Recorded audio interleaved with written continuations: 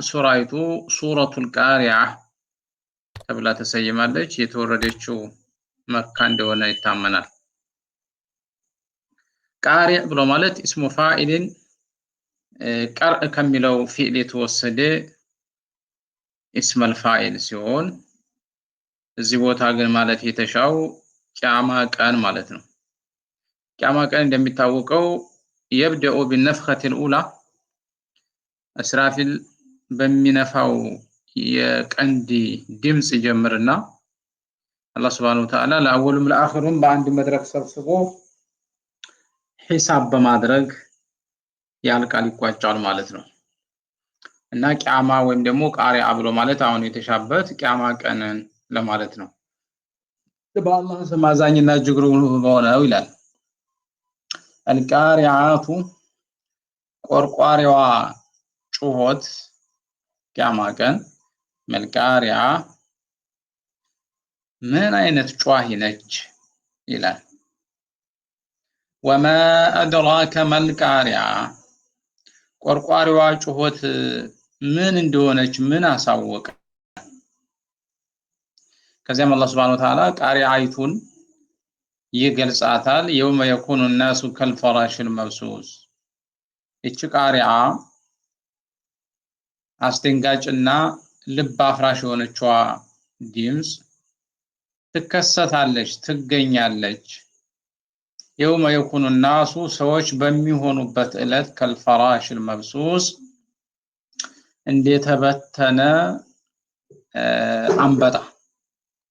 እንደተበተነ አንበጣ በሚሆኑበት ዕለት ትከሰታለች ይላል። መብቱስ የተበተነ ማለት ሲሆን ፈራሽ ማለት ደግሞ አንበጣ ወይም ደግሞ እሳት ተነዶ ያን እሳት ለመቅረብና ወደሱ ለመግባት በፍጥነት እየበረሩ ራሳቸውን ወደ እሳት የሚወረውሩ ነፍሳት በራሪዎች ናቸው። አላህ Subhanahu Wa Ta'ala እዚህ ቦታ ላይ ሰዎችን እንደ አንበጣ ነው የመሰላቸው። ከብዛታቸው አንፃር በጣም ብዙ ናቸው። አወሉም አኺሩም ተሰብስበዋል። ከመበተናቸው አንፃር ወደ አንድ አቅጣጫ ጥሪ ተደርጎላቸው ያንን አቅጣጫ ተከትለው ሁሉችም ይተማሉ ማለት ነው። እነዚህ ነፍሳቶች እሳትና የእሳት ብርሃን ወዳዩበት አቅጣጫ እንደሚተሙት ማለት ነው።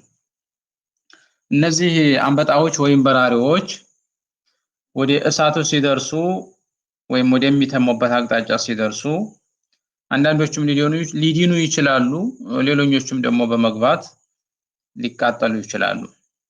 ሰዎችም ከቀብራቸው ተነስተው ጥሪውን ወደ ሰሙበት አቅጣጫ ይተመው እዛ ሲደርሱ አንዳንዶቹ መልካም ነገር ያጋጥማቸዋል፣ ሌሎቹ ደግሞ ከስራቸው ክፋት የተነሳ መጥፎ ነገር ሊያጋጥማቸው ይችላል ማለት ነው።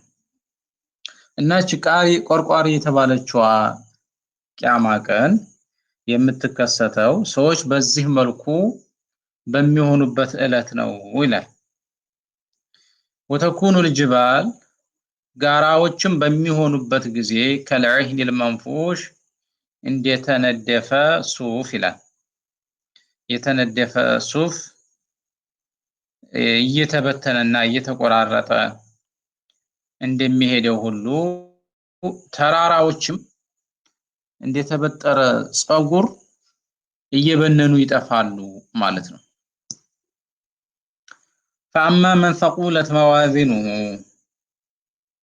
ሚዛኖቹማ የከበዱለት ሰው ثقلت ሐሰናቱሁ መልካም ስራው የመልካም ስራው ሚዛን ከፍ ያለለትና የከበደለት ሰው فهو في عيشة راضية እሱ ተወዳጅ በሆነች ህይወት ውስጥ ነው ማለትም في الجنة ذات رضا يرضاها صاحبها ያችን የጀነትን ህይወት ሰውየው የሚወዳትና የሚደሰትባት አይነት ህይወት ነች።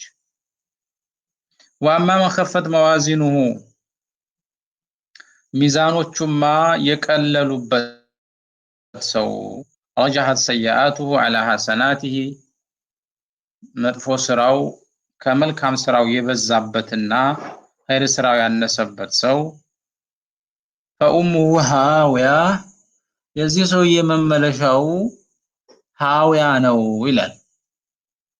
ፈኡሙሁ አይ መስከኑሁ ሃዊያ ሃዊያ ነው። ብሎ ማለት እናት ለማለት ነው የምናገው። ተብሎ የተጠራው የሰው ልጅ የመጨረሻ መኖሪያው ሰው ወደ እናቱ እንደሚመለስ እናት የልጆቿ መመለሻ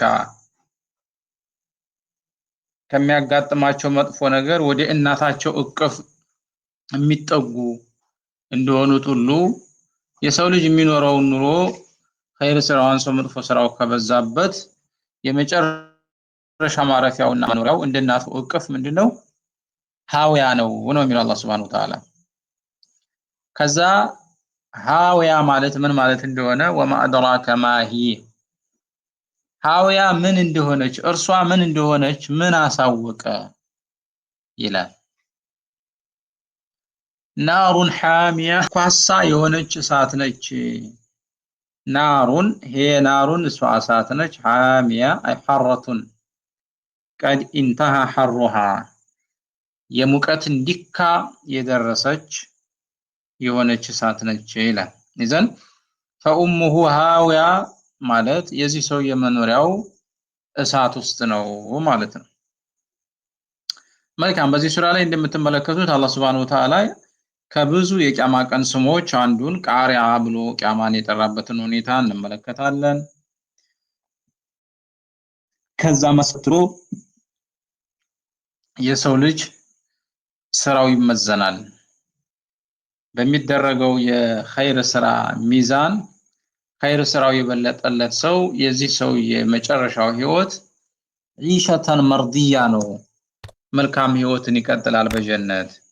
በዚህ ተቃራኒው ደግሞ መጥፎ ስራው በዝቶበት ኸይሩ ያነሰበት ሰው ፈኡሙሁ መኖሪያው ሃዊያ ነው። ሃዊያ ማለት ምን እንደሆነ አላህ Subhanahu Wa Ta'ala ናሩን ሃሚያ በሚል ይገልጻል ማለት ነው። ኢዘን ሰዎች በአኺራ